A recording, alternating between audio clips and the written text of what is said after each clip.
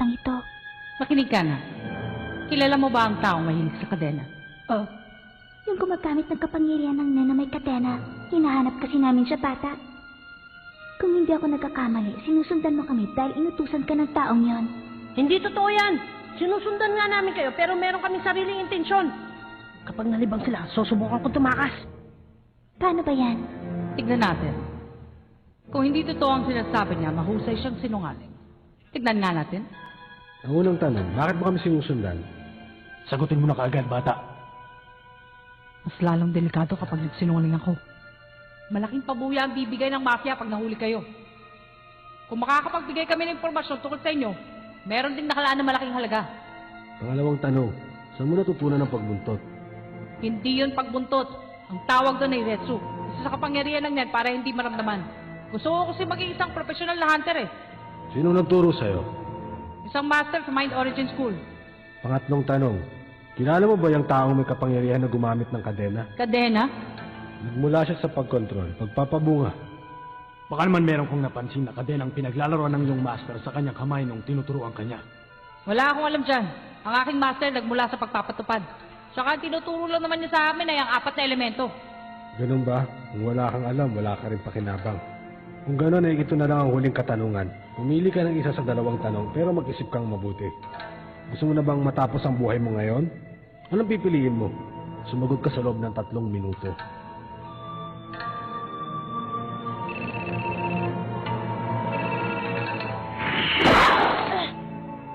Nandito ang oras ng paglalaro. Oh, sige. Naintindihan ko. Narating na ako dyan. Paano, bata? Kusang sumuko sa kasama namin ng kaibigan mo. Ha?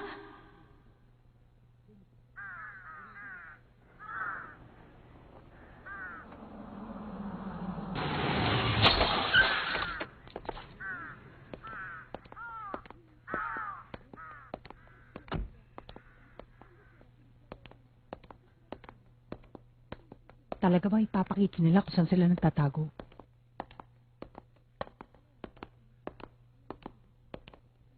Maligayang pagdating. Huh?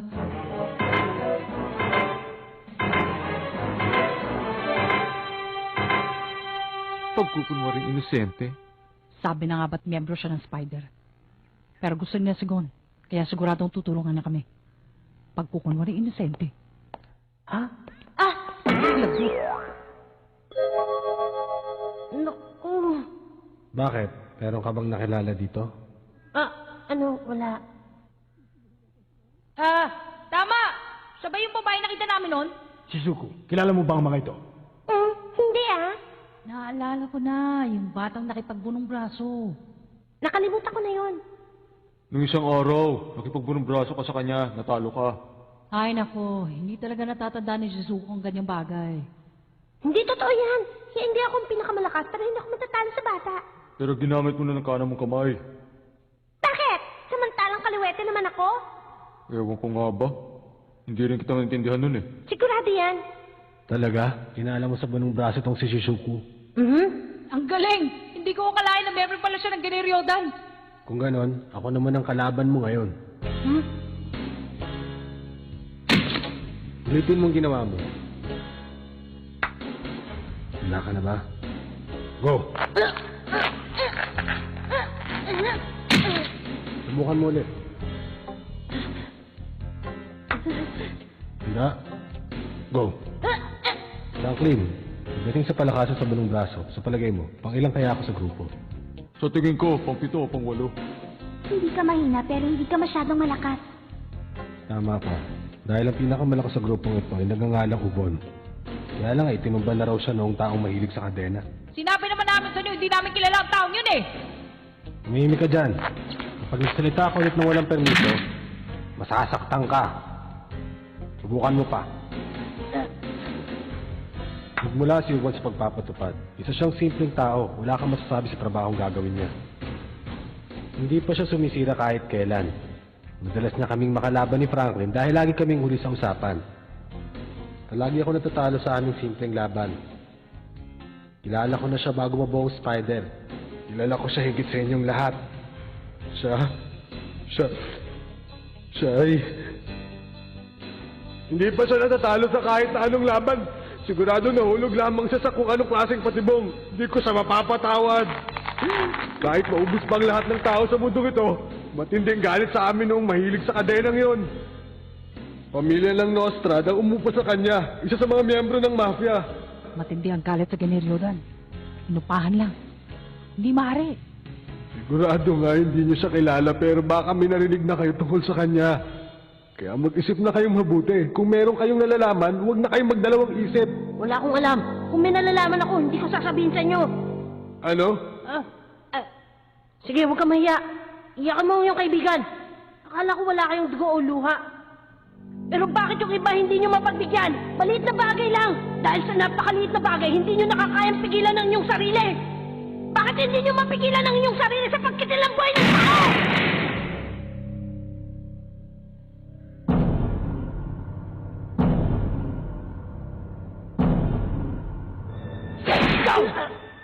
Masyado ka naman nagpadala. Gon! Pag gumalaw ka, tapos ka.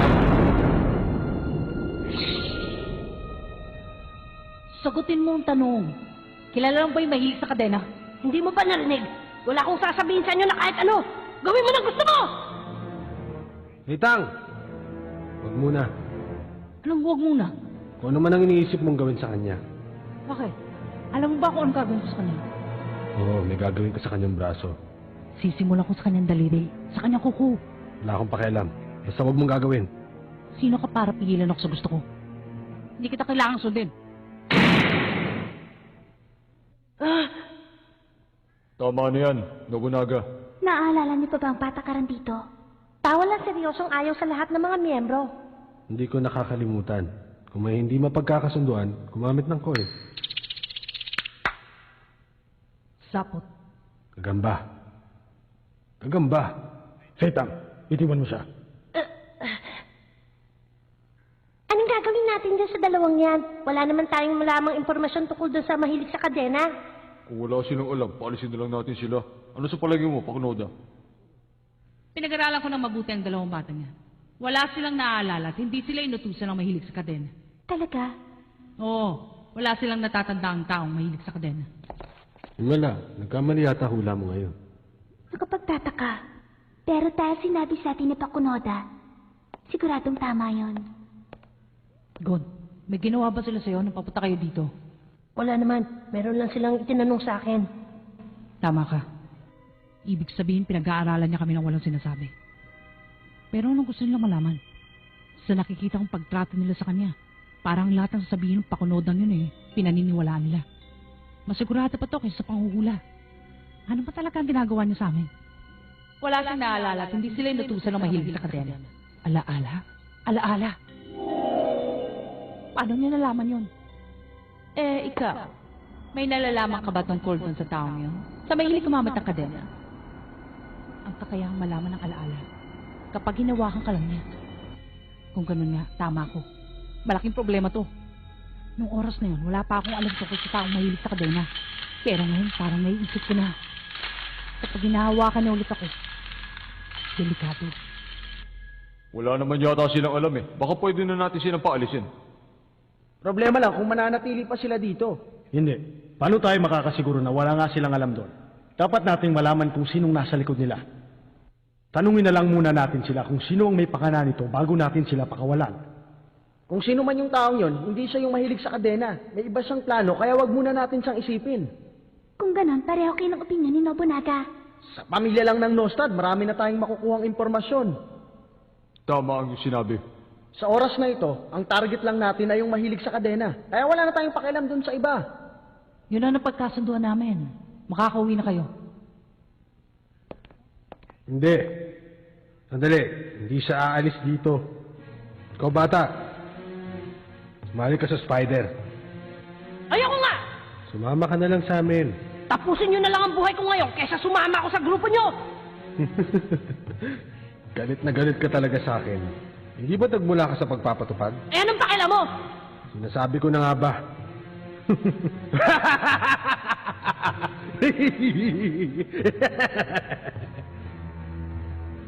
Teka! Hindi ko sila paalisin hanggat hindi dumarating ang pinuno. Re-recommend akong sumali sila sa atin. Seryoso ka ba dyan? Imposibleng matanggap sila sa ating grupo. Bahala nga kayo dyan. Wala rin akong pakialam kahit makatakas pa sila dito. Kung gusto mo, bantayin mo na lang silang mag-isa.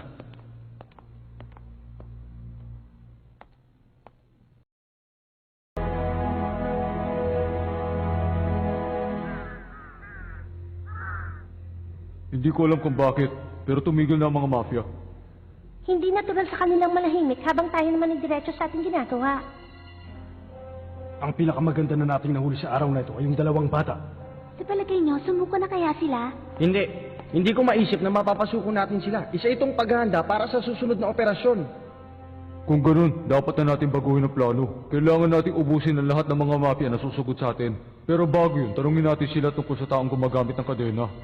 Sa palagay ko, mas maganda siguro kung tutugisin na lang natin siya. Ipapakita ko sa inyo ang lahat ng larawan ng mga miyembro ng pamilya Nostrad na nakuha ko. Kaya wag na wag niyong kalilimutan.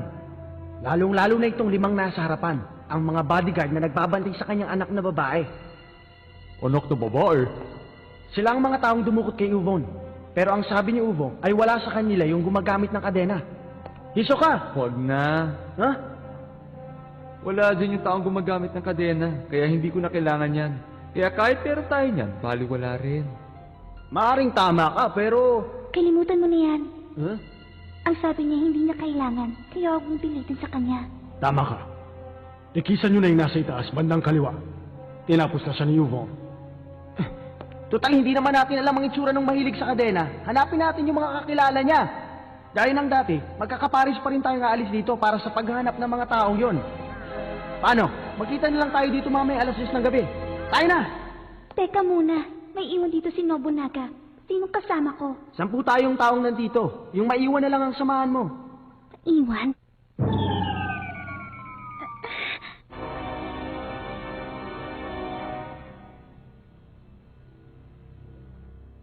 Aray ko.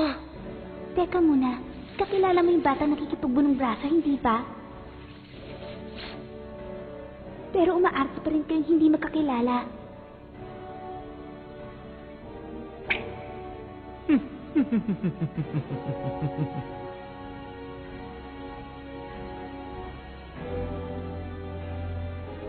Masyado akong umasa. Kung gumalaw ako ng oras na yun, siguradong tatapusin niya ako ng walang pag-aalinlangan. Sa ugali niyang yun, wala akong magawa. Kung lumaban si Gon sa nangyari kanina at napahamak siya, may magagawa kaya ako para mapigilan yun. Wala kang magagawa. Hindi. Ang importante kung kaya mong tumapos ng buhay o hindi. Hindi!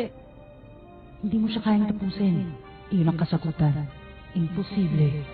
Huwag mo kalabanin na hindi mo kayang tulungan. Higit mo siya sa'yo kaibigan. Tumigil ka!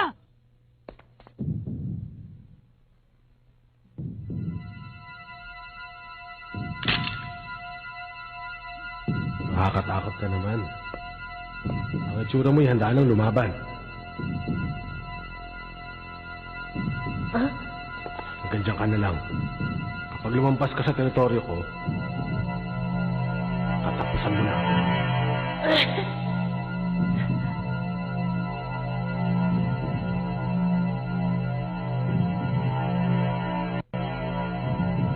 Kiluwa!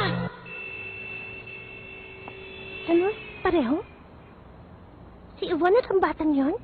Oo, gaya ng paglabas ng kanilang emosyon. Okay, parang wala na silang iniisip kapag sila'y nagalit. Higit sa lahat, ang kanilang pagkakapareho. Ilalabas nila ang lahat ng kanilang kapangyarihan para sa ibang tao. Ang gusto ni Uvo na isa laban sa isa. Pero mas masaya siya kung marami ang kanyang kalaban at magkasama sila ni Nobunaga. Totoo ba yan? Oo. Kahit hindi inaamin ni Uvon, mas gusto niya lumaban kapag may pinoprotektahan. Kapag may problema, lalo siyang lumalakas. Ganun ba yon? Mukhang hindi mo na napigilan ang iyong pagsasalita. Ang totoo niyan, si Nobunaga'y mahusay kapag ang laban ay isa sa isa. Kung lumaban siya, para pinipigilan niya pa ang kanyang sarili. Kaya tuwing may problema, nagkakapi silang dalawa ni Uvon. Para sila nakikipagsugal sa oras ng laban.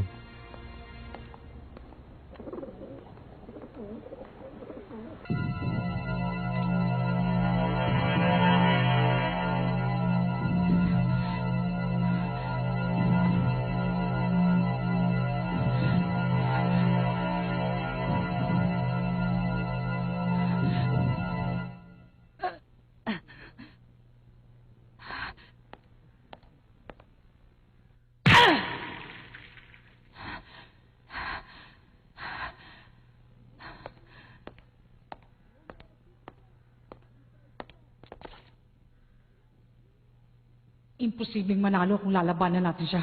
Kailangang makaisip ng paraan para makalabas tayo dito.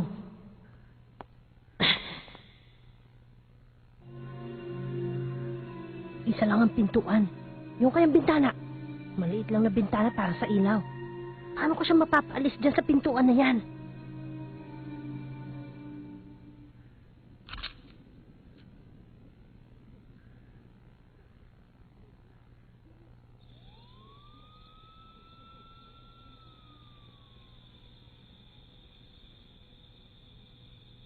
Malapit nang sumapit ang gabi.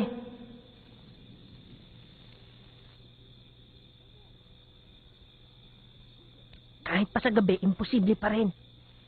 Ano na kaya ang ginagawa ni Yoryo ngayon? Sana naman wala siya naging problema doon kay Ginoong Zephyr, ano? Kiluwa, ayos ka lang ba dyan? Oh, Huh? Huh?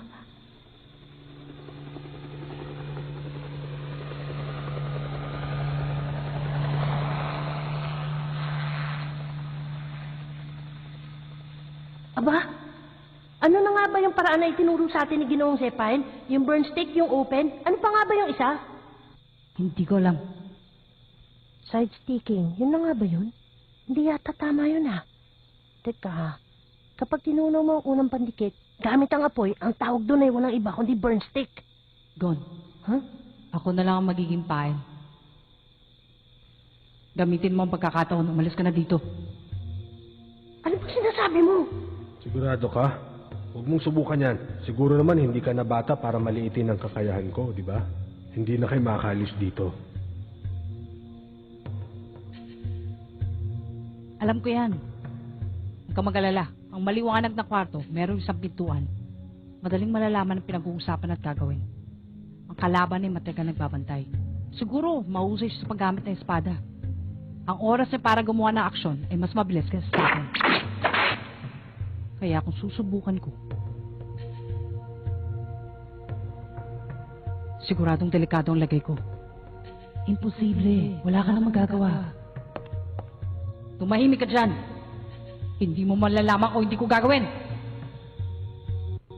Ano bang gagawin mo, Kiluwa? Huhulihin ko ang kanyang atake kahit katumbas ay buhay. Kaya sa pagkakataong yun, umalis ka na dito.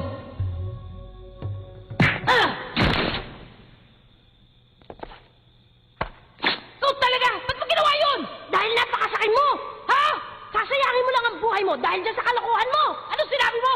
Eh, narinig ko lang sinabi mo yung kanina eh! Di bali na mawala kaysa mapasama sa kanila! Huwag mo akong isipin, pero ikaw Kiluwa, hindi pwede! Ha? Kapag hindi ko tinaya ang buhay ko, sigurado hindi tayo makakalis dito. Hindi mo alam ang iniisip ko, kaya huwag mo akong pipigilan. Hindi ko naiintindihan, kaya hindi ako papayag! Pag nagmula ka sa pagpapatupad, siguradong hindi ka tatanggap ng dahilan. Alam niyo, nakakatuwa talaga kayo. Wala akong gagawing masama sa inyo, kaya huwag kayong mag-alala. Alam kong talagang seryoso ka, pero sayang ang buhay mo. Ang gagawin niyo lang ay maghintay sa aming pinuno. Kung hindi kayo magugustuhan, paalisin ko na kayo dito. Pero pag sinubukan yung tumakas, may paglalagyan kayo. Huwag niyo nang hayaang gamitin ko ito. Huh? Ah! Naalala ko na ulit! Ang tawag nga pala doon ay side stealing! Burn stick, open at ang panghuli naman ay side stealing! Ayos! Naalala mo na ba? Ikaw ang nakaisip ng sagot doon sa Woodstocker! Yung side stealing? Naalala mo na? Ang tungkol doon? Ang galing mo, naalala ko na! Kita mo? Bakit hindi tayo nakaisip kaagad na magandang solusyon? Ngayon, naalala na namin! Tayo na ba? Sigurado ba kayo? Binabalaan ko kayo. Ano ang sasabihin ko sa inyo? Pagdating sa laban, hindi ko na makontrol ang aking kapangyarihan. Manda kayo!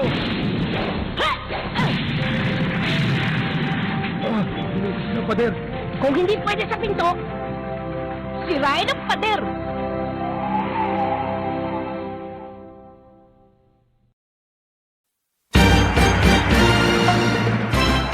Come on, Killua! Let's knock that knot off his head! Next time on Hunter x Hunter.